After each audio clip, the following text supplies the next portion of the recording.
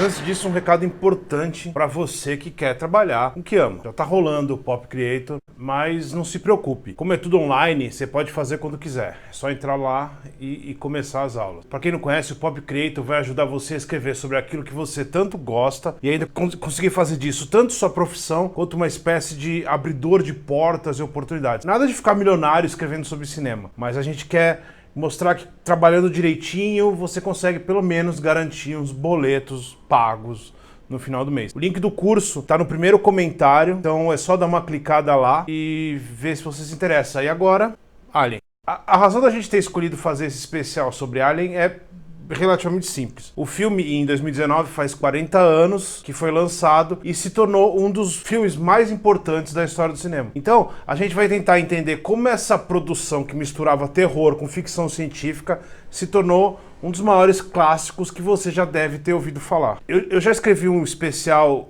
mais completo sobre o Alien e alguma das suas continuações. A gente vai colocar o link aqui na descrição para quem quiser dar uma olhada mais profunda. A primeira coisa que a gente vai fazer nesse vídeo é entender de onde saiu o Alien. O primeiro nome envolvido nessa gênese é de um cara chamado Dan O'Bannon, que é roteirista e criador do filme, criador da ideia. O Bannon, ele trabalhava com efeitos especiais, mas antes disso ele participou de uma comédia de ficção científica chamada Dark Star, que foi dirigida pelo John Carpenter e é uma incrível pedida para quem quiser conferir um dos filmes mais malucos que Hollywood já produziu. Mas continuando com o Bannon, ele ficou desempregado depois que apostou tudo que ele tinha na adaptação do Duna, o livro do Frank Herbert, e acabou escrevendo um roteiro que tinha algumas claras e óbvias inspirações num clássico do sci-fi anterior, chamado Monstro do Ártico, de 1951, e ainda que isso seja velado, de qualquer jeito, a Fox adorou o texto e começou a procurar um diretor pro projeto. Acabou chegando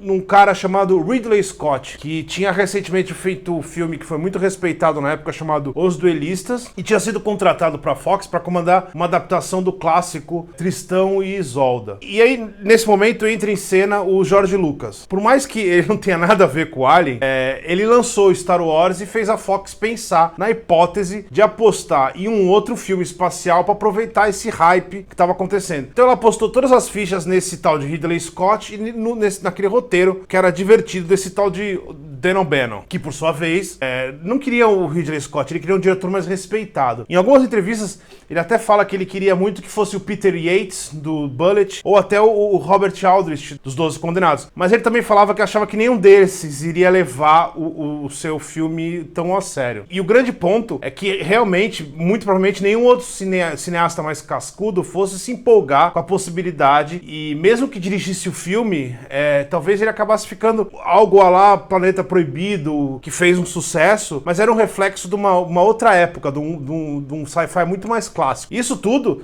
diferentemente, na cabeça do Ridley Scott, que era um jovem cineasta cheio de ideias, Viu ali uma oportunidade de criar um filme de terror de verdade. Ou como o crítico Derek Malcolm, do The Guardian, disse na época, uma mistura de Monstro do Lago com o Massacre da Serra Elétrica, e com certeza ele não estava muito errado nessa análise. Acrescenta nisso uma vontade dos dois de fugir daquele futuro limpinho do 2001, ou até dessa galáxia muito, muito vibrante e colorida do Star Wars. Então você tem um Alien que é praticamente um filme que se passa todo em uma espécie de boleia de caminhão intergaláctica, que é o cargueiro Nostromo, que por sua vez estava voltando para casa quando recebeu uma transmissão desconhecida de um planeta qualquer e teve que ir até lá dar uma olhada. O terceiro ponto desse alinhamento de astros que criou o Alien é justamente o artista H.R. Giger. O Giger cria essa criatura que é violenta, ela é gosmenta e ao mesmo tempo ela é extremamente sexy. Existe algo visceral no monstro, mas ao mesmo tempo ele é sedutor, ele é liso, ele é orgânico e óbvio, ele é completamente fálico, né? É impossível não enxergar isso. O jeito como ele viola as suas vítimas deixa isso claro. Então não é exagero dizer que o Giger estava todo o tempo pensando em sexo e uma série de variações violentas que eram bem características do trabalho dele. E isso só fica mais completo ainda justamente porque o Ridley Scott, quando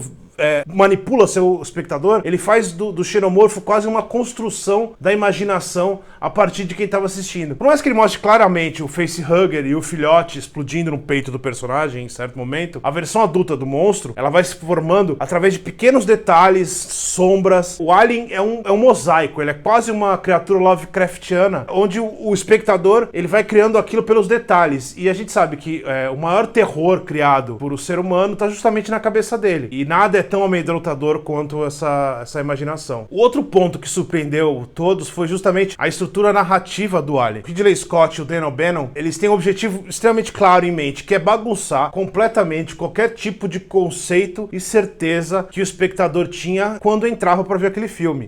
Nada parece acontecer do jeito que você está esperando. Nem na hora de torcer para alguém, os dois permite que o espectador respire por esse porto seguro. Até o momento em que o facehugger gruda na cabeça do Kane, no capacete do Kane, que é vivido pelo John Hurt, você não tem a mínima ideia de quem é o protagonista daquela história. E assim, e pior ainda, o Ridley Scott, ele ainda esconde a Ripley. E isso nem era uma novidade, matar o protagonista, né? O Hitchcock fez isso, ele tinha matado o seu protagonista em Psicose, mas o que o Scott faz vai um pouco mais além dessa ideia. Enquanto o primeiro espectador pode achar que o herói do filme pode ser até o próprio Kane, ele pode rapidamente mudar isso e começar a torcer pelo Capitão Dallas, que é vivido pelo Tom Skerritt, que era o cara mais famoso, ou até, sei lá, pelo Ian Holm, que é um esquisitão, né, que viveu o Ash no filme. Mas vai tudo escorrer pelo ralo. Pra gente agora é muito fácil enxergar a Ripley como uma protagonista, mas na época, no elenco inteiro, a Sigourney Weaver era a única que era completamente desconhecida, e ainda no filme ela recebe um tratamento especial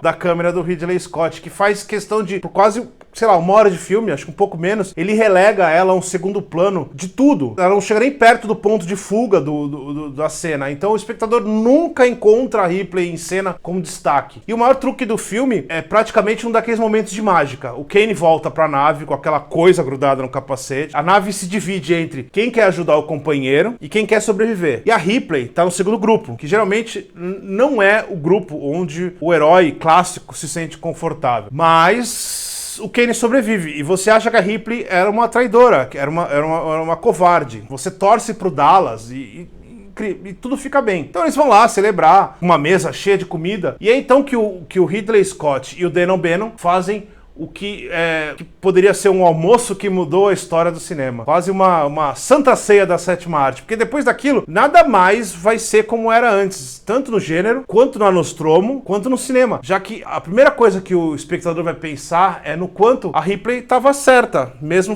tendo enganado, feito você torcer pro outro lado. E é justamente ela que vai sobreviver. Então ela é uma sobrevivente. Principalmente porque ela sabe se comportar em um filme de terror. Do outro lado disso tudo, tá justamente o Ash, que até aquele momento você não sabe que ele é um androide, mas que o Ridley Scott trata sempre como alguém diferente, alguém que, por exemplo, durante a refeição, ele vê toda aquela cena violentíssima, com uma certa admiração, como se ele estivesse se apaixonando por aquele ser. E depois ele até se refere ao Alien como o filho de Kane. E quando muito mais tarde você descobre a origem real dele, você pode voltar atrás e perceber o quanto ele estava manipulando essa situação inteira de modo sutil e sempre colocando a Ripley como seu oposto. Então ele é o vilão e sutilmente ele estava colocando ela como protagonista. E ainda o Ash é quem traz toda essa mitologia do Alien. Tudo que foi explorado nas sequências é trazido no filme por esse personagem. E assim, um outro ponto é que Alien é um poço de referências. Tem tanta coisa que ele fez ali que se tornou obrigatório no gênero que muita gente nem percebe que a maioria das coisas é apenas uma referência a outras obras. A cena do Dallas no duto de ar e o sinalizador que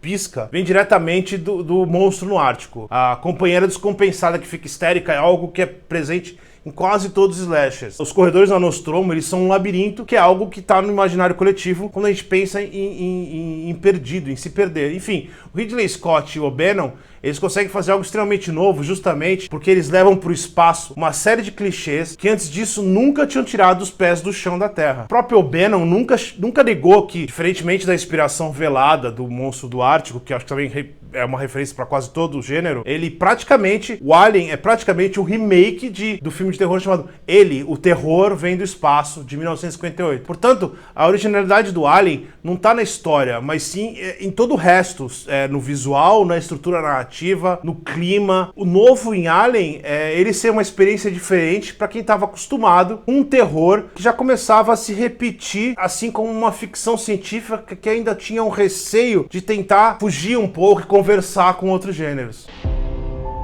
Still with us, Brett? Clay. Yeah. Oh, she's dead. Anybody ever tell you look dead? Intercepted a transmission of unknown origin. What kind of a transmission? SOS. Human. Ash, can you see this? I've never seen anything like it.